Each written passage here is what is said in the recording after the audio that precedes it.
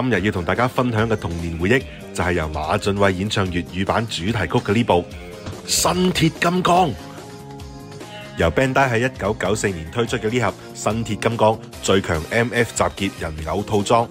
故事主要講述咗邪惡組織鐵面黨想搶奪由女主長子嘅爸爸開發嘅鐵甲戰士新鐵金剛。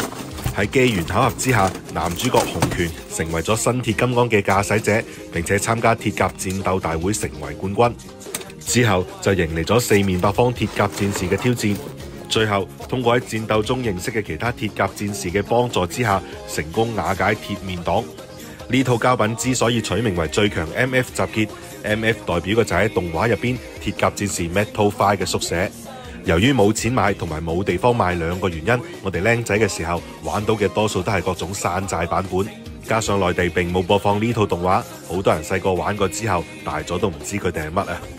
主角機由洪拳駕駛嘅新鐵金剛，無論係機體嘅原名紅色巴龍，定係全身紅色嘅機體造型，都係嚟自於1973年嘅同名老特攝片。必殺技係無敵電擊神拳，同埋前空翻之後用腳踢柒你嘅旋轉雷擊。白色嘅虎形機器人冷面虎係由暗戀女主嘅死僆仔仲達駕駛，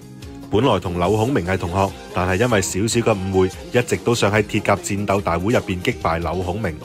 佢嘅必殺係白虎殺人拳。好多人都以為柳孔明嘅呢隻機體叫神龍，但其實喺動畫第16話，真正嘅神龍就已經俾冷面虎擊毀，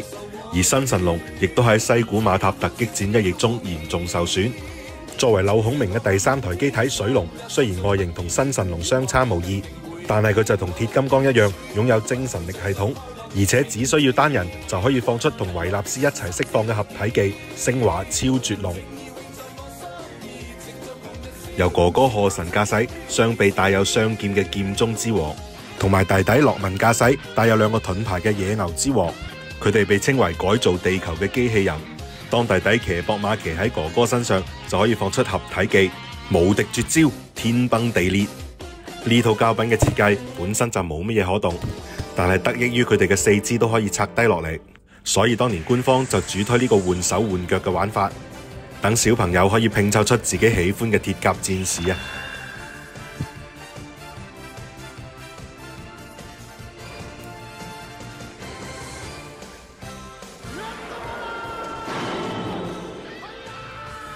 可能因為當年嘅動畫只喺日本網絡平台播出，收視並唔算好，所以玩具嘅周邊亦都少之又少。除咗呢套膠品，當年就只推出過2隻超合金，同埋一隻40cm 可以發聲發光嘅玩具。好耐之前同大家分享過嘅2隻超合金，其實質素亦都相當唔錯。新鐵金剛附帶咗喺動畫入邊長子喺後期為佢製造嘅強化裝備，而呢套裝備亦都令到我哋可以有着裝嘅玩法。由壞人變返好人，由沙道駕駛嘅金霸龍，雖然喺動畫入邊並冇外置嘅裝備可以拆卸，但係玩具就將佢個別嘅外甲進行拆分，將呢啲零件拆落嚟之後，就可以見到佢同鐵金剛相近嘅機設。取名為 Full Metal Fighter 嘅呢個系列，合金成分亦都滿滿啊！而且佢哋嘅心口仲可以打開添啊！